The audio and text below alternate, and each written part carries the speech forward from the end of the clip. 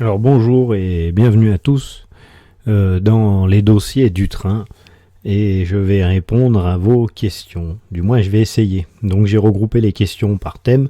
Donc je vais essayer d'aller vite. Enfin je veux dire, je vais pas développer comme si je faisais quelque chose de technique et d'approfondi, hein. Je vais répondre disons que en improvisation sur les questions. Donc j'ai regroupé donc les questions par thème et je vais donner la priorité aux professionnels ou disons aux futurs professionnels qui m'ont posé donc des questions parce que je pense que c'est quand même important de leur répondre à eux en premier puisqu'ils vont attaquer ou ils sont dans des formations pour être conducteurs. Donc en premier je vais répondre à temporairement pas de nom, mais en fait c'est Alexandre, donc il a bien un nom qui devrait normalement attaquer une école de conducteurs et qui me demandait des conseils. Alors le conseil que je pourrais te donner, Alexandre, le premier truc important, c'est la rigueur. Un conducteur, il doit être rigoureux. C'est-à-dire que rigoureux dans les définitions de règlements que tu vas apprendre, dans le travail que tu dois fournir chaque jour, c'est-à-dire noter, prendre le temps d'écrire, de recopier, de faire des schémas de ce que tu vas voir, apprendre des séquences, etc. Ne pas hésiter à te faire de ton stylo. Alors peut-être que maintenant vous vous servez un peu plus des appareils électroniques où vous avez moins l'habitude. Mais moi je suis assez attaché à cette façon d'écrire parce qu'en fait le stylo c'est une mémoire. Quand on écrit, qu'on fait un dessin, on va retenir ce qu'on fait et je pense que c'est important. Donc c'est important d'avoir de la rigueur dans l'application de ces devoirs. En fait c'est de l'école, hein. Donc écrire correctement, prendre le temps de faire des jolis dessins et d'apprendre régulièrement chaque jour. Ça c'est important. Ensuite, je ne saurais trop que te conseiller d'avoir un carnet. Donc un carnet, c'est un petit carnet à toi sur lequel tu vas noter tout ce qui te semble important. Déjà pendant la formation, ce que tu auras à faire, parce que tu vas recevoir beaucoup d'informations que tu vas avoir du mal à tout digérer. Donc c'est bien d'avoir quelque chose sur lequel tu puisses noter et en même temps quand tu as des questions, quand tu vas te poser des questions, tu n'auras pas tout de suite l'opportunité d'avoir la réponse. Donc il faut la noter dans ce carnet parce qu'il ne faut jamais laisser des questions sans réponse ou des doutes. Parce que c'est ces doutes qui te feront soit rater l'examen, soit un jour commettre une erreur si tu réussis l'examen. Donc il ne faut pas de doute. Donc il faut que tu notes toutes les questions, tout ce qui te paraît important mais dont tu n'as pas la réponse, donc tu comprends pas le fonctionnement, il faut le noter et il faut obtenir cette réponse. Et souvent tu peux tomber sur des personnes qui vont te refouler parce que si tu poses trop de questions ou c'est pas au bon moment ou que ta question elle va leur paraître idiote, tu vas être mal vu. Donc c'est pas grave, il faut quand même poser ces questions, donc il faut savoir à qui tu les poses. Donc ton moniteur c'est pas mal. Voilà, et sinon, moi je suis là pour y répondre et ça ne portera jamais à conséquence. Voilà, il n'y a pas de questions idiotes en fait, hein. Donc il faut pas hésiter. Donc je dirais que deux premières choses les plus importantes, c'est ça, hein. C'est être rigoureux. Quand on dit que la vitesse c'est 30, c'est pas 31 ou environ, c'est exactement ça. Donc il faut être précis dans les définitions et ne pas hésiter à les apprendre par cœur. Il y a certaines définitions, ça va te demander du travail, mais il faut le savoir par cœur parce que quand t'es perdu, c'est bien de se rapprocher de la règle initiale pour se remémorer. C'est pas le tout de comprendre les choses, c'est important de comprendre, mais c'est aussi important de le savoir. Surtout au début, parce qu'au début t'as pas la pratique. Donc du coup, t'as que ton savoir. Puis au fur et à mesure des années qui vont passer, ton savoir va diminuer et ta pratique va augmenter. C'est ce qui va compenser, en fait, pour toujours rester optimum un bon conducteur, quoi. Et surtout te prémunir de toute erreur, puisque tu vas avoir des responsabilités. Donc voilà la réponse que je pouvais faire pour Alexandre. Hop, alors il y a des petites coupures, hein, c'est normal. Donc Alexandre me demandait aussi pour quelles raisons les automotrices, donc 23500, donc les TER2N NG, ne respectent-elles pas les TIV type C. Donc les TIV type C, c'est les TIV, on appelle casque. Donc pour les trains automoteurs, et les TR2N ne doivent pas les respecter. Donc j'ai pas trouvé la réponse, j'ai cherché dans mes documents, mais bon, je vais pas noter. De toute façon, je pense que c'est une question de gabarit à l'époque, de mémoire, il me semble. La caisse devait pas être étudiée par rapport à la hauteur qu'elles font en fait. Et donc en courbe, elle balance trop si elle passe à la vitesse des automoteurs. Je pense que c'est un truc comme ça. Voilà. De toute façon, c'est ça, hein. C'est un problème de gabarit et de conception de la caisse, quoi, pour un automoteur. Bon, alors ensuite, on va avoir une question un peu plus lourde et longue à digérer, là. Bon, tant pis, je vais le faire, hein. Ça va pas intéresser tout le monde, enfin, du moins, ça va rentrer dans les choses compliquées. C'est pas grave. C'est une question de live Castellani. Voilà. Donc ils sont en formation conducteur. Voilà. Donc ils voudraient savoir. Donc en fait, ils s'adressent, c'est toute la classe qui doit s'adresser à moi, je suppose. Pourrais-tu nous parler en détail de la chaîne traction et de la différence avec le DJ et le QT? Donc sur quoi elle agit, comment cela fonctionne électriquement parlant. Le DJ, c'est le disjoncteur, pour ceux qui savent pas, et le QT, c'est un relais traction. Donc je vais prendre des schémas pour essayer d'expliquer. Donc en fait, le disjoncteur et le QT, donc je sais pas où vous en êtes, hein, en formation, normalement ils auraient dû vous en parler, c'est absolument aucun rapport. Enfin, ça en a, mais c'est pas du tout la même chose. Donc on va commencer par le disjoncteur. Donc le disjoncteur, c'est un interrupteur en fait, qui va couper le courant qui vient de la caténaire, donc du pantographe. Si on n'avait pas de disjoncteur, si on n'avait pas un gros interrupteur qui va nous couper le courant, en fait on pourrait pas couper le courant sur la machine, hormis en baissant le pantographe. Donc il faudrait baisser le pantographe à chaque fois et le remettre pour alimenter la machine, ce qui est pas faisable. D'une part, parce que électriquement parlant, quand on baisse le pantographe, si on le baisse en charge, c'est-à-dire qu'on n'a pas fait de coupure avant, il va se créer un arc. Vu qu'on a des tensions de courant qui sont très importantes, on va avoir des arcs importants. Ensuite, si dans ce cas-là, on n'a pas d'appareil non plus de sécurité qui vont couper le courant très rapidement, en fait. Donc il va falloir couper le courant. C'est un appareil de sécurité du protection du personnel ou de la machine. C'est un disjoncteur. Donc c'est le principe du disjoncteur. Il faut couper le courant. Donc c'est pour ça qu'on a mis en place sur les machines des disjoncteurs. Je vais vous montrer. Alors, on va prendre l'exemple. Ça va être plus simple.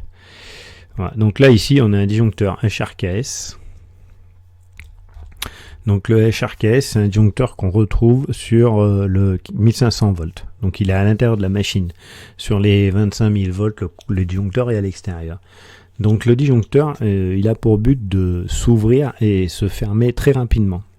Donc il s'ouvre très rapidement, donc le contact se fait ici au centre de ce disjoncteur. C'est ici que le contact s'établit par un système pneumatique qui va venir plaquer un couteau ou l'enlever très rapidement en quelques centièmes de seconde, ce qui fait que ça va limiter l'arc électrique. Deuxièmement, il va y avoir un soufflage de l'arc électrique, c'est ce qu'on voit au-dessus, ça s'appelle une cheminée de soufflage, et l'arc électrique il va être détruit à l'intérieur de cette cheminée pour éviter justement toute fusion de métal. Donc ça c'est le disjoncteur. Donc le disjoncteur, on a le pantographe, et dessous on a notre disjoncteur. Alors je vais essayer de retrouver les schémas.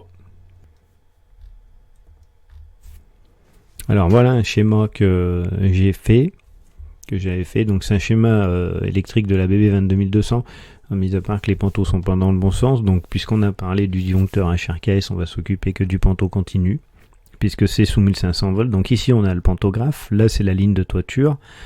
Le HOM, bon, on s'en fout, vous l'avez peut-être pas vu, on descend par la ligne de toiture, on a le HMC, et notre disjoncteur HRKS. Donc le disjoncteur, on voit bien qu'il est avant tout l'appareillage électrique de la machine. Voilà, donc vous vouliez des schémas, ils sont là.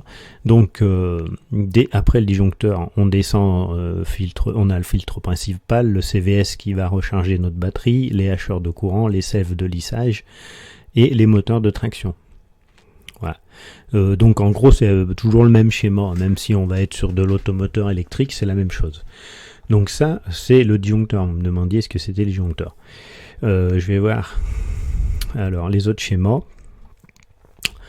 Donc le disjoncteur, il est servi à des QT. Donc le QT, lui, c'est un relais de traction.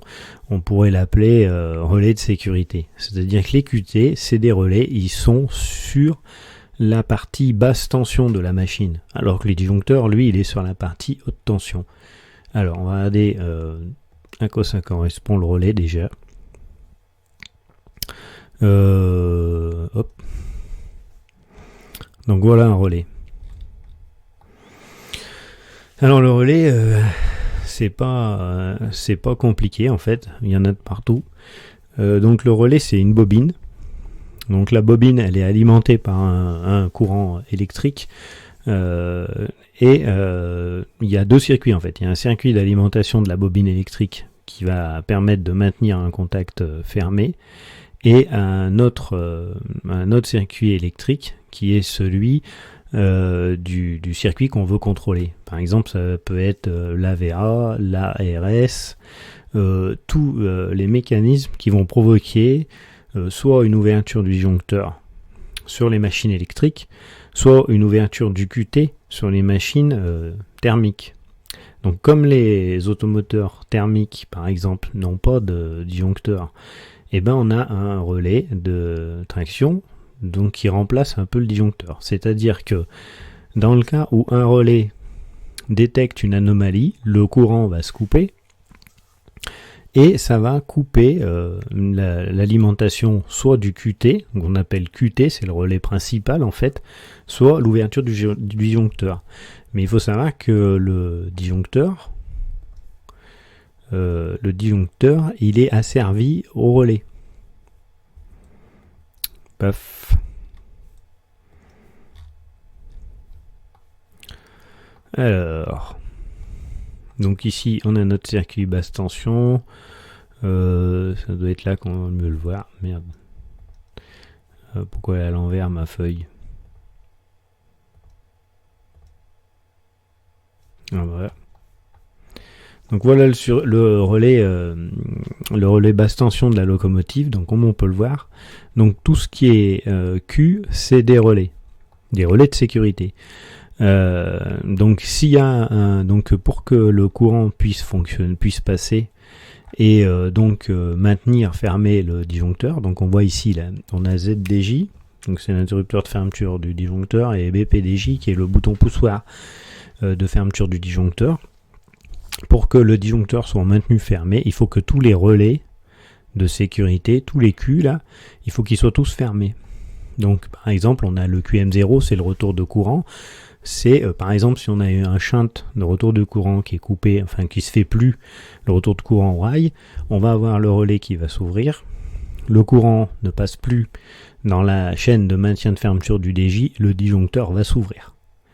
Sur une locomotive diesel, comme on n'a pas de disjoncteur, le dernier relais principal c'est le QT, le relais de traction. Si un des relais de sécurité s'ouvre, eh ben, il va faire sauter le QT. Si on est pris en charge par la VA, ici on voit on a un relais QVA, c'est la VA, le relais QVA il s'ouvre, ça ouvre le disjoncteur. Prise en charge VA, ouverture du disjoncteur.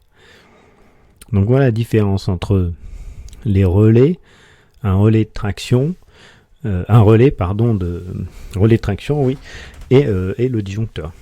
Donc le disjoncteur c'est bien un appareil situé ou dans la machine ou en haute toiture hein, qui va couper le courant sur la haute tension sur une machine électrique, alors que le QT c'est le relais de traction sur un appareil diesel thermique, et qui va couper la chaîne de traction pour s'il y a un appareil de déclencher. Alors, on a vu les relais.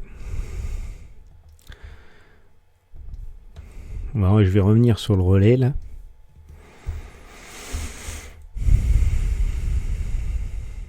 Qu'on a vu.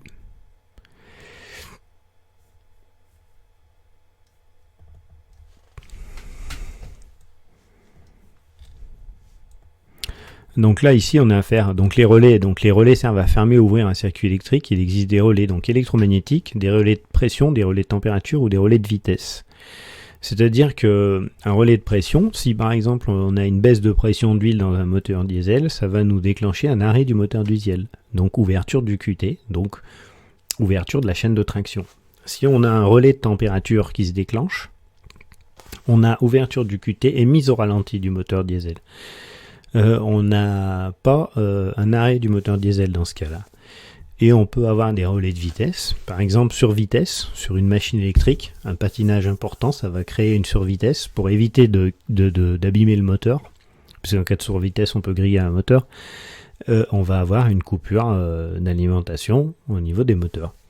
Donc ouverture disjoncteur par exemple, qu'on va avoir apparaître. Donc le relais électromagnétique, pour son fonctionnement, est assimilable à un petit contacteur électromagnétique. On utilise le principe, je l'ai vu assez avant, un électroaimant attire une armature. Cette armature commande la fermeture ou l'ouverture d'un ou plusieurs contacts mobiles dans un circuit électrique. Voilà, disjoncteur. Voilà la différence entre le relais et le QT et le disjoncteur qu'on a vu tout à l'heure. Et pour revenir, la chaîne de traction, c'est ce qu'on a vu tout à l'heure, elle est là. Voilà, donc la chaîne de traction.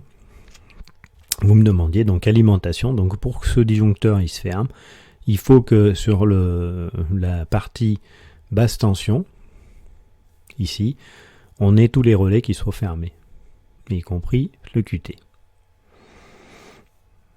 Et ensuite, on peut fermer notre DJ si tous les QT, les Q du moins, les relais de protection sont fermés.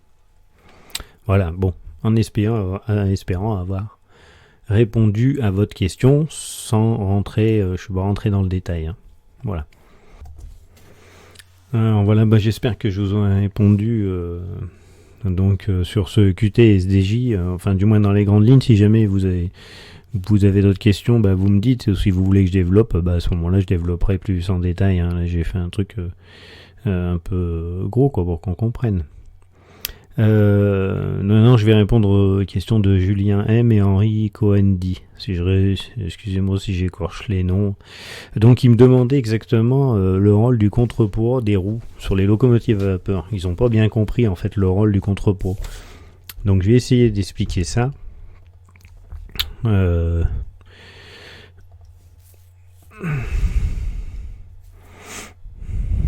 je vais prendre des schémas. Des photos du moins, pour qu'on comprenne. Hop, voilà. On s'en fout de ce que c'est comme machine. Hein. Voilà, c'est une locomotive. Le reste, ça ne nous intéresse pas. Donc on peut voir ici. Donc on a des roues. Et le contrepoids, donc c'est cette partie de roue qui est pleine. Donc ici, on peut se rendre compte, par exemple sur cette roue, que le contrepoids, il est bien plus grand que sur les autres. Hein. Donc ça, c'est la roue principale qui reçoit la bielle motrice qui est reliée au piston, ici. C'est pour ça que le contrepoids est bien plus gros. Donc en fait, c'est vraiment un contrepoids, c'est-à-dire que si on enlève tout, on considère qu'il n'y a que la roue, on la pose sur le rail, la roue, elle va tourner toute seule pour se mettre dans le sens du contrepoids. Hein. Donc le contrepoids, il a vraiment une action sur la rotation de la roue. Pourquoi ? Parce que il faut bien imaginer la masse que ça représente, les bielles. Vous voyez, la bielle, elle a une masse très importante là, ici. Donc elle va créer, comme elle est à désaxé par rapport à l'axe de la roue, forcément, pour faire tourner la roue, il faut qu'elle soit désaxée. Elle va créer une force d'inertie. C'est-à-dire que la bielle, là, quand la roue va tourner très vite, elle va avoir tendance à vouloir partir, à vouloir aller à l'extérieur.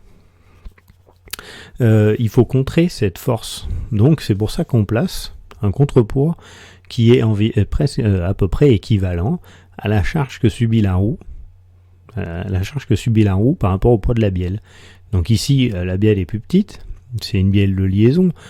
Et ben à ce moment-là, c'est pour ça que le contrepoids est moins important. Je vais voir sur une autre photo pour qu'on comprenne encore mieux. Voilà. Donc ça, c'est pas mal. Je trouve, on va voir pourquoi. Donc là, on voit bien le contrepoids, on voit même plus la roue, parce qu'en fait, c'est une locomotive. Alors, je sais pas ce que c'est comme locomotive, mais c'est une locomotive avec des boîtes d'essieu extérieures. Ça arrive, il y avait des locomotives avec des boîtes d'essieu extérieures. Du coup, la boîte d'essieu se trouve entre le contrepoids de la roue et la roue elle-même. Donc là, on voit bien la forme du contrepoids. Et on voit bien son rôle, qui est de contrecarrer les forces en mouvement, les masses en mouvement, qui sont mises en mouvement, donc les masses des bielles, justement. C'est là où c'est intéressant, on va voir qu'en fait la vapeur a vraiment tout inventé. Parce que si on compare avec un moteur de voiture, donc en fait la bielle de la locomotive à vapeur, c'est le vilebrequin de la voiture. Donc si je prends un vilebrequin de voiture, voilà le vilebrequin d'une voiture. Et ben on va s'apercevoir que le vilebrequin, il est conçu de la même façon que la bielle. Il a des contrepoids qui vont compenser le mouvement. Et regardez bien les formes qu'ont les pistons et les bielles enfin les bielles surtout, et vilebrequin, ça fait quand même bien penser au fond aux machines à vapeur. Et c'est ce qu'il y a à l'heure actuelle à l'intérieur des voitures les plus modernes. On en est ici. Donc en fait, c'est exactement la même conception qu'une locomotive à vapeur. Il n'y a pas de différence. Et donc sur le vilebrequin, alors je ne sais pas si cette partie a un nom, hein, mais on voit elle est plus importante, justement pour contrecarrer les forces en mouvement dues au poids de la bielle. Voilà, donc ça revient, c'est la même chose en fait, voilà, que sur la locomotive. Donc j'espère que, encore une fois, que je vous aurai éclairé sur ce sujet. Alors maintenant, je vais répondre à la question, parce qu'on est dans la locomotive à vapeur de Thierry Mirabel. Donc Thierry Mirabel, il pose une question, c'est plus pour le chauffeur d'abord, et il faut avoir pratiqué. Donc il demande, après chargement du tendeur de charbon, le chauffeur rajoute des briques qu'il casse. Donc des briques de charbon, on appelle ça des briquettes, au marteau, avant chargement dans le foyer. Et il me demande à quoi servent ces briques. Le charbon ne suffit-il pas à lui-même pour le foyer? Alors il faut savoir qu'il y a plein de sortes de charbon, j'y ai appris parce que j'ai regardé, mais il y a des choses que je savais, mais bon, je sais pas grand chose, je suis un grand novice quand même en vapeur, ça va être difficile maintenant à mon époque de pratiquer la vapeur. Donc il y a plusieurs qualités dans le charbon, et on va dire que donc dans le charbon lui-même, on va dire un charbon normal, et dans le charbon on va trouver après les briquettes qui sont alors je ne veux pas vous retrouver les noms scientifiques, hein, mais c'est un amalgame de charbon qui est mélangé avec ça fait une forme de pâte, on va dire, et on va extraire que ce qui vraiment va être consumé. Donc c'est hyper calorique. La briquette, c'est ce qui va faire le plus de calories, ce qui va tenir le plus longtemps au feu. Donc il faut savoir qu'on en achète encore. Moi j'en utilise pour les poêles à bois par exemple. Mais par contre ça vaut beaucoup plus cher que le charbon classique. Donc les chauffeurs, ils vont se servir pour allumer la machine, ils vont mettre au début de la briquette. Parce que, au tout début, ils vont d'abord allumer avec du petit bois, etc. Mais après, quand on va commencer à la charger, on va commencer à mettre de la briquette, parce que la briquette, elle va faire monter en température plus régulièrement, et beaucoup mieux, elle tient au feu. Donc, pour allumer la machine, c'est mieux, et ensuite, une fois qu'on roule, on la charge à coups de charbon.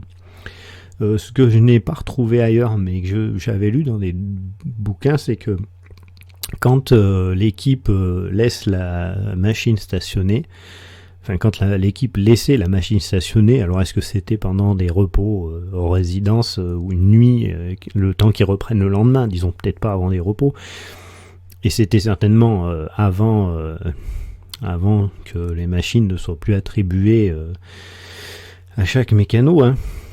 Donc c'était leur machine, et ils remplissaient le fond du foyer avec des briquettes pour que la machine elle s'éteigne pas en fait. Donc quand ils revenaient de leur repos, La machine était toujours allumée et je sais qu'il mouillait ses briquettes. Donc il mettait de l'eau aussi sur les briquettes, ce qui ralentissait leur combustion et pouvait ainsi tenir la chaleur plus longtemps. Maintenir le feu, quoi. Donc voilà la grande différence en fait, c'est que la briquette c'est beaucoup mieux, mais c'est plus cher. Donc on l'utilise uniquement quand c'est vraiment utile. Voilà. Et quand la machine elle tourne et qu'on carbure et qu'on va bouffer du charbon parce qu'il va falloir faire de la vapeur, on charge à coup de charbon. Voilà. Donc après les qualités de charbon, je peux pas dire, j'ai pas pratiqué, je connais pas. Est-ce que le boulet est utilisé, je sais pas, les formes qu'ils avaient exactement, là je pourrais pas dire. Voilà. Mais voilà la différence entre la briquette et le charbon. Allez hop, alors là je vais faire un tir groupé parce que je vais répondre à Pascal Bondin. Bien le bonjour mes amis. Larry Olé, pardon, et Xavier. Salut Xavier.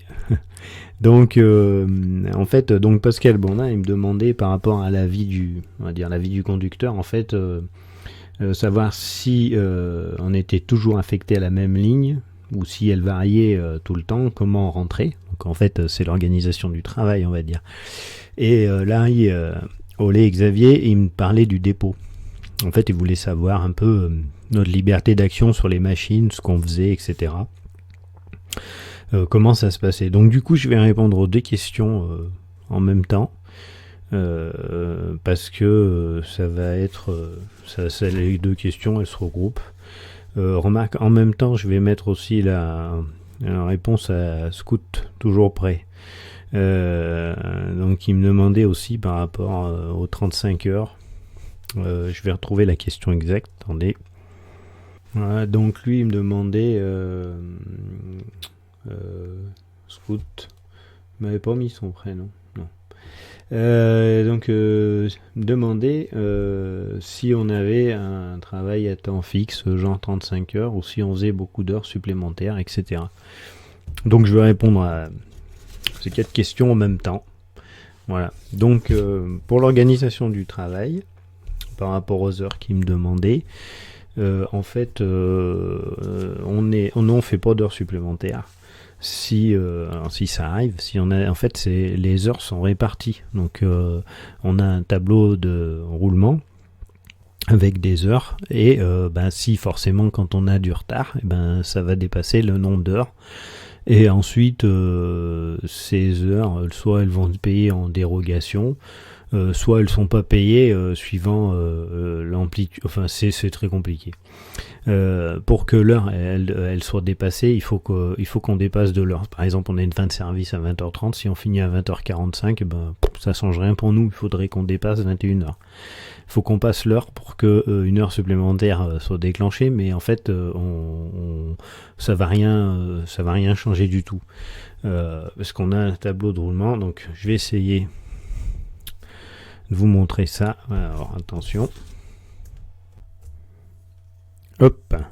Donc voilà un tableau de roulement de mécanos. Donc c'est tous les mêmes. Enfin, c'est pas tous les mêmes. Chaque dépôt a ses roulements, mais ils sont tous établis de la même façon. Donc c'est une grille principale là d'ici. Donc on a lundi, mardi, mercredi, jeudi, vendredi, samedi, dimanche. Et chaque conducteur est associé à une ligne.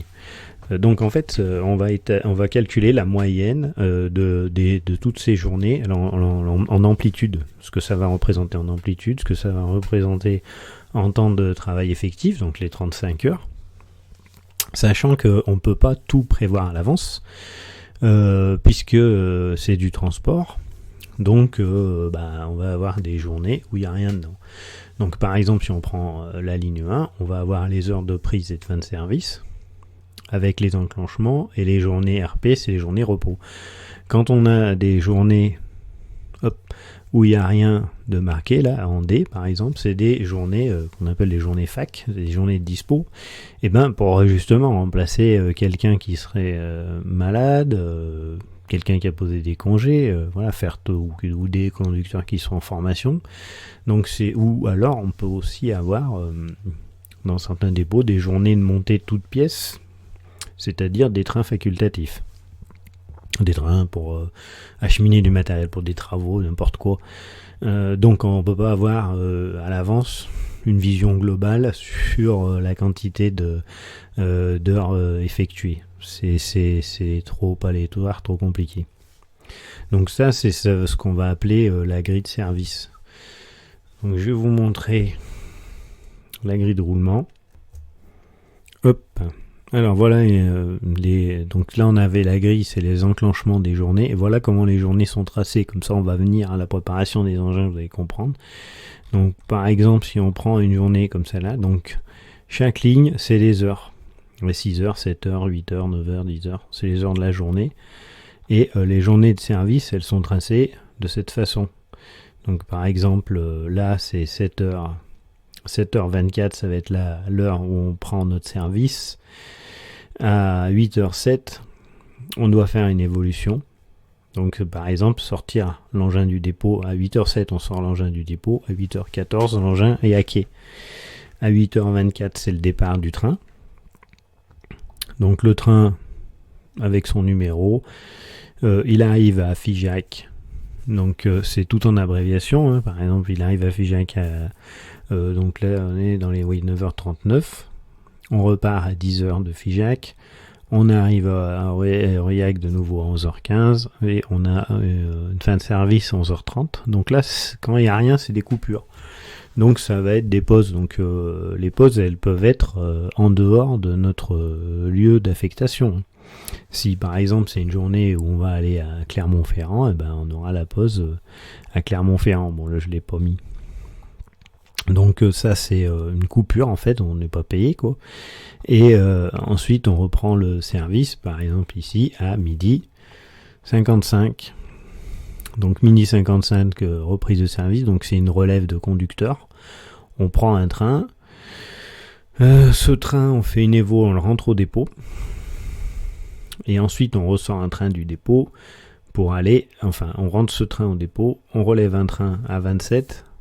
Le train qui arrive à 13h27, on repart à 13h30 pour aller à Neussargues. On arrive à 14h24, on repart de Neussargues à 14h43, on arrive à Aurillac à 15h36, on fait une évolution pour rentrer ce train au dépôt et on prépare un autre train qui est 873-920 voilà, avec une fin de service à 17h20.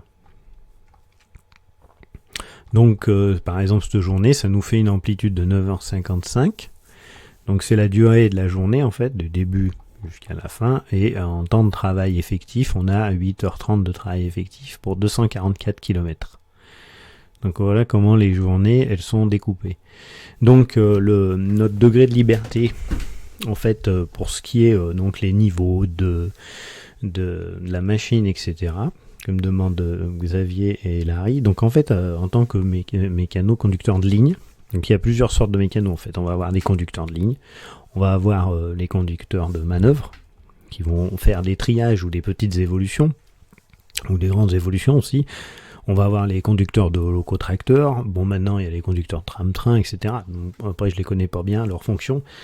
Donc le conducteur de ligne, comme le conducteur de manœuvre, je crois, on fait pas les niveaux. Enfin, on fait les niveaux, mais on n'a pas le droit de les remplir. En fait, c'est pas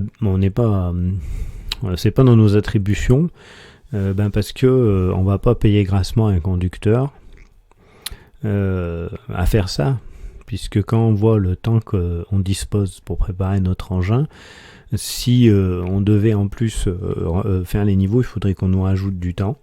Et on n'a pas envie, donc donc la SNCF, c'est un peu comme quand elle a fait la banalisation sur les locomotives à vapeur et que tout le monde pouvait servir de la machine. Et ben elle a été un peu dans le même sens en disant plutôt que ce soit les conducteurs des locomotives à vapeur qui fassent tout leur plein, leur machin, on va y faire aux agents surveillants de dépôt. Donc on appelle ça des SUD, c'est les surveillants de dépôt. Donc quand on est dans un dépôt, nous on va leur signaler. Donc soit eux ils peuvent le voir, soit nous on va leur signaler quand il manque de l'huile. Donc on va par exemple vérifier.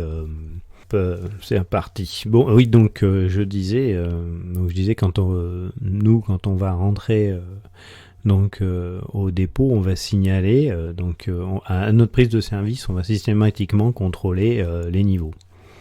Donc sur des engins thermiques, hein. Donc niveau d'huile, niveau de gasoil. niveau d'eau.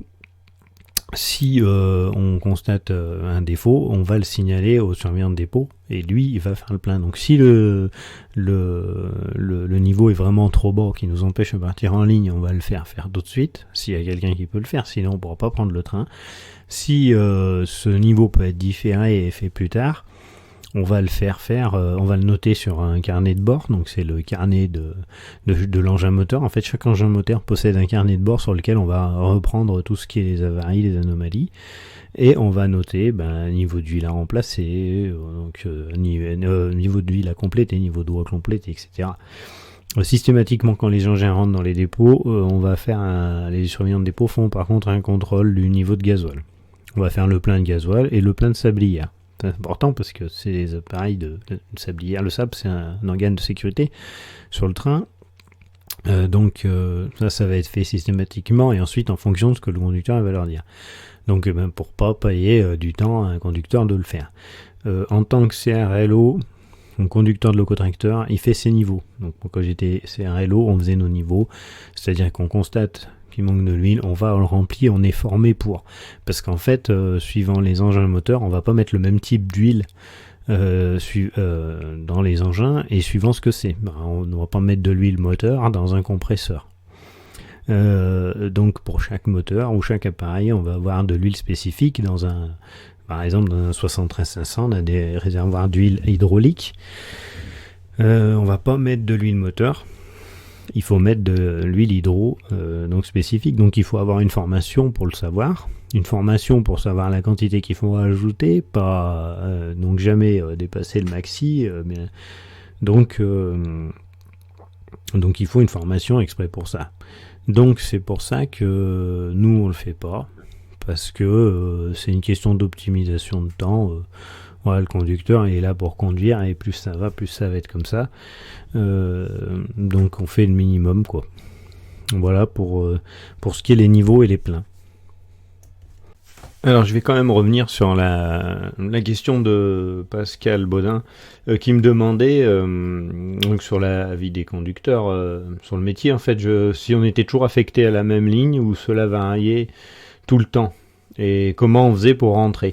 En fait, les lignes sont affectées à un dépôt. C'est-à-dire que géographiquement, on a placé des dépôts à des endroits qui soient comment on va dire, judicieux. Au niveau kilométrage pour le plein des engins et l'entretien, etc. Donc ensuite, à partir de ces dépôts, on va créer des étoiles où les lignes vont partir un peu dans tous les sens. Donc les lignes de base, elles changent rarement par rapport au dépôt. Et ensuite, il y a des évolutions au changement de service. On peut de nouveau aller, il peut y avoir des évolutions, c'est-à-dire que tel dépôt, il va dire, tiens, on va envoyer nos agents plus loin, d'autres, ils vont les envoyer à notre endroit, etc. Mais en général, ça change pas. Si on prend par exemple un dépôt comme à Lyon, par exemple, ils vont aller à Marseille, ils vont aller à Nîmes, ils vont aller à Dijon, par exemple.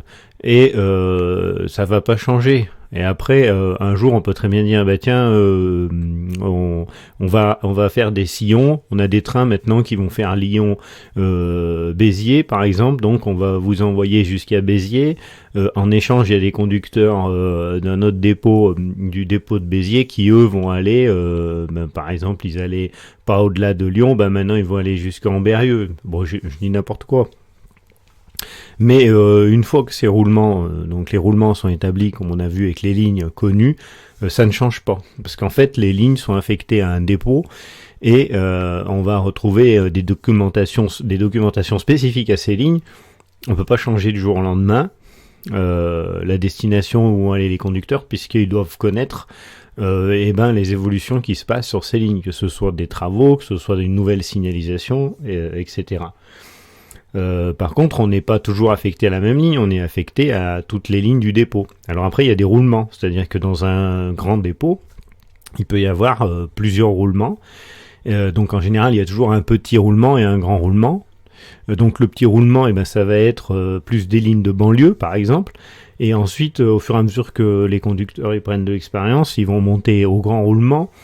On appelle ça comme ça. Et le grand roulement, ça va être des lignes plus rapides, certes, des fois, pas toujours, mais ils vont aller plus loin d'autres différentes lignes. En fait, c'est une évolution. Alors, c'est plus tellement vrai aujourd'hui, parce que maintenant, la SNCF elle a tendance à vouloir balancer tout de suite les jeunes sur des trains rapides. Et loin, ils en ont plus rien à foutre de la progressivité dans le travail. Même s'ils s'en dépendent, c'est pas vrai, ça n'existe plus. Moi, je trouve ça aberrant, mais bon, il y a beaucoup aussi de mécanos qui sont contents que ça se passe comme ça. Donc, c'est pas tout, ça fait pas l'unanimité. Moi, je trouve ça dommage. Voilà. Voilà comment ça se passe. Donc, on n'est pas toujours affecté à la même ligne et on va parcourir plusieurs lignes. Donc, après, il me demande comment faites-vous pour rentrer. Alors, effectivement, donc déjà, il faut savoir qu'on a ou des journées en demi-tour, c'est-à-dire on va à un endroit, on revient, ou des journées en ce qu'on appelle RHR, c'est repos en résidence, c'est-à-dire qu'on va à un endroit, on dort sur place parce que la journée est trop longue, on ne va pas faire l'aller-retour, et ensuite on rentre. Donc la différence, un conducteur de train, la grosse différence d'un conducteur de train avec un routier, par exemple, ou des gens qui sont du transport, on va dire, c'est que nous on peut pas se déplacer. Quand on arrive dans une gare, on n'a rien. On est à pied. Contrairement à un routier qui peut s'arrêter à un restaurant pour manger, qui va dormir dans son camion ou qui va aller... Nous, on n'a rien. Donc on est complètement dépendant de notre entreprise qui doit s'occuper de ça. Quand ils le feront plus du tout, déjà ils le font moins, mais quand ils le feront plus du tout, le métier va devenir absolument invivable. Donc quand on arrive, si on dort quelque part, donc maintenant les foyers n'existent plus, pratiquement plus, enfin ils ont été repris par les entreprises privées, beaucoup d'endroits on dort dans des hôtels, qui n'est pas du tout adapté à un travail de nuit par exemple. Donc il faut prendre un taxi pour rejoindre l'hôtel, forcément. Donc là le taxi est commandé par l'entreprise, payé par l'entreprise, puisque nous on n'a rien demandé, on avait des foyers dans tous les dépôts. Par contre, le temps de trajet pour aller jusqu'au foyer, à l'hôtel, n'est pas pris en compte dans le temps de travail. Et parfois, ça peut rallonger considérablement, sachant que faut attendre. Il y a des dysfonctionnements dans les taxis, surtout au niveau des prix de service, parce qu'on est, comme on dit, ric-rac. C'est-à-dire que entre le moment où tout est minuté, on prend le taxi, le temps de trajet du taxi pour aller jusqu'à notre lieu de travail, prise de service où on va sortir de notre train, il est minuté si jamais le taxi n'a pas été commandé, ou il arrive en retard parce qu'il y a quoi que ce soit, ou il y a un accident sur la route ou quoi, le train va être mort, il va être coulé, et c'est des choses qui n'arrivaient pas avant quand on dormait sur place dans les dépôts. On sortait pas de l'enceinte ferroviaire. Donc on était sur place, et en même temps on pouvait pallier aux aléas, on nous demandait s'il y avait un souci qu'il fallait arriver plus tôt, on était là plus tôt, il n'y avait pas de problème. Donc en général, les journées sont prévues à l'avance, c'est-à-dire si par exemple je vais dormir, donc je vais vous montrer une journée en RHR pour qu'on comprenne bien. Hop. Alors voilà, par exemple une journée en RHR, donc une bonne journée de merde. Donc on part d'Aurillac à 10h, prise de service à 10h08. Donc là, quand la ligne elle est tracée comme ça, on appelle ça un trajet en voiture. On est en voiture sur des trains, c'est-à-dire que pour nous rapatrier, on voyage comme les voyageurs, donc au milieu des voyageurs. Donc souvent on est en cabine avec les collègues parce qu'on va discuter, ou alors on leur dit qu'on est là, que s'il y a un souci, on est là pour les aider. Et on fait le voyage comme un voyageur. Voilà, donc il faut savoir qu'un conducteur, quand il est en voyageur sur un train, ça compte pour moitié du temps. Le trajet en voiture, il compte pour la moitié du temps dans le temps de travail effectif. Donc ça peut bien rallonger les journées sans rapporter. Ça rapporte pas. Voilà. Donc faut le savoir. Moi, avec sur la chaîne Franck et compagnie, je vous dis comme c'est en vrai. Après, chacun il juge si c'est bien, pas bien. Moi, j'en ai rien à faire de toute façon, surtout à mon âge. Donc, je vous dis, donc voilà comment ça se passe. Donc, on attaque à 10h30. Donc, on arrive à Clermont-Ferrand. Et à Clermont-Ferrand, on a une grande coupure là. Donc de 12h57 à 15h27, bon, on fait rien. Donc on peut aller manger, on fait ce qu'on veut, on est libre, à pied mais libre. De faire ce qu'on veut, on n'est pas payé évidemment. Donc ensuite on va aller sortir un engin, on va le préparer. Donc quand il y a un petit signe plus là, ça veut dire marche à pied sur les roulements. Donc on marche beaucoup en fait, hein. On se déplace qu'à pied, donc ça paraît rien, mais en fait les chantiers sont très grands. Un faisceau de un triage, un faisceau il fait plus de 800 mètres, 900 mètres quoi. Donc on a facilement fait des kilomètres pour aller chercher les engins garés à droite à gauche. Donc là on prépare le train, on a une petite évo de prévu, donc vous voyez c'est précis, hein. À 15h51 on sort le train, à 15h56 il faut être en gare. Ouais. Parce que en fait il y a beaucoup de circulation, donc toutes les circulations sont chronométrées à la minute pour pas qu'elles se croisent et que ça crée des difficultés. Quand il y a des problèmes, en genre en opérationnel, c'est là où on voit marquer des retards. Tiens, le train aura 5 minutes, difficulté à la préparation de l'engin. Vous verrez marqué sur les tableaux. Alors ça c'est facile, ils mettent toujours ça. Il n'y a jamais marqué erreur dans la commande du personnel ou choses comme ça. Non, ça apparaît jamais. C'est jamais une erreur de la commande. Arrivé en gare, donc on fait un train qui part de Clermont, qui arrive à Rion, et ensuite de Rion on repart à Vic-le-Comte, ensuite de Vic-le-Comte on va à Moulins, et là à Moulins on dort là-bas. Donc on arrive à 20h04 par exemple, donc on a un taxi de prévu, normalement, à 20h04. Voilà. Et le taxi nous emmène à l'hôtel.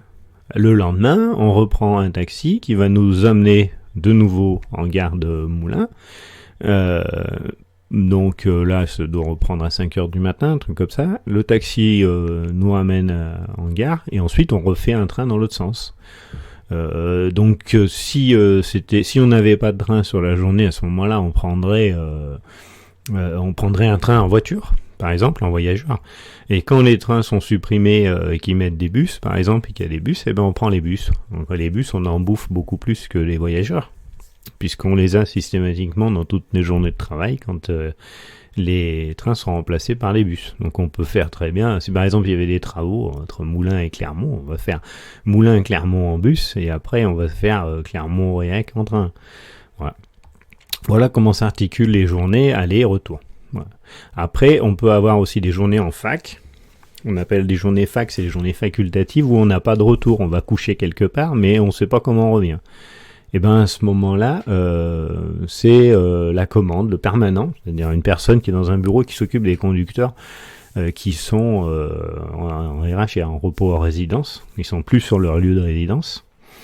Et eux, si par exemple le lendemain matin il dit ils ont trouvé du travail, un train à faire qu'il faut rapatrier, à ce moment-là il vous donne une commande avec votre journée.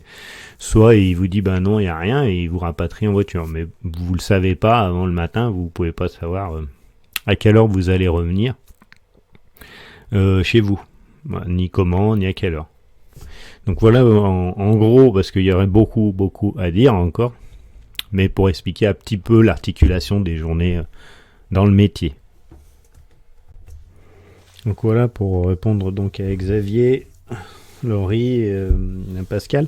Donc par contre c'est nous c'est nous qui faisons les essais. Hein. Donc c'est-à-dire qu'on a un temps dévolu pour préparer l'engin moteur, c'est-à-dire le démarrer, faire les niveaux comme je viens de dire. Mais également la vérification des freins, de la VA, du KVB, de la répétition des signaux, du poste radio, de l'ouverture de la fermeture des portes, c'est-à-dire on va contrôler tout notre train, y compris faire un tour de l'engin moteur, vérifier qu'il n'y ait pas de traces de retour de courant, de coupé, d'organes en mauvaise position, voilà, donc on va vérifier tout notre train. Et le temps on a un temps très court quand même pour tout vérifier. Et quand on est jeune conducteur, c'est difficile. Il faut quand même arriver bien en avance en général. Et d'ailleurs, ils pourront confirmer tous ceux qui sont à l'examen en études Et s'ils n'arrivent pas en avance sur leur temps de libre pour préparer un peu, c'est difficile au début, c'est très court en fait le temps de préparation. Voilà, donc ça peut être 20-25 minutes, ça dépend des engins, ça c'est très variable. Hein. Sur des vieilles machines comme le 69004, on va avoir beaucoup plus de temps parce qu'il y a beaucoup plus de choses à vérifier, elles sont éparpillées. Sur les 73500, il y en a moins. Et après, forcément, avec l'âge, avec l'expérience, comme on dit, ça fait mieux. On met beaucoup moins de temps. Voilà. Donc c'est mieux. Mais ça n'empêche pas de le faire quand même comme il faut. Voilà. Oh nous voilà arrivés à la fin de cette première partie. Hein. J'étais obligé de couper parce que sinon on aurait 2 heures, plus de 2 heures et demie d'émission. Hein. Bien sûr, je répondrai à tout le reste des questions rapidement. Là, c'est prêt. Hein. Je mets en ligne à la suite. Hein. Voilà, donc n'hésitez pas à commenter ou à poser des questions complémentaires sur ce qu'on a déjà traité. Ça sera l'occasion de refaire d'autres émissions-réponses. Voilà, en espérant que j'aurai répondu correctement, même si c'est pas du préparé. Voilà, et je vous dis à bientôt pour la deuxième partie et je vous souhaite une bonne journée ou une bonne soirée. À bientôt. Voici venu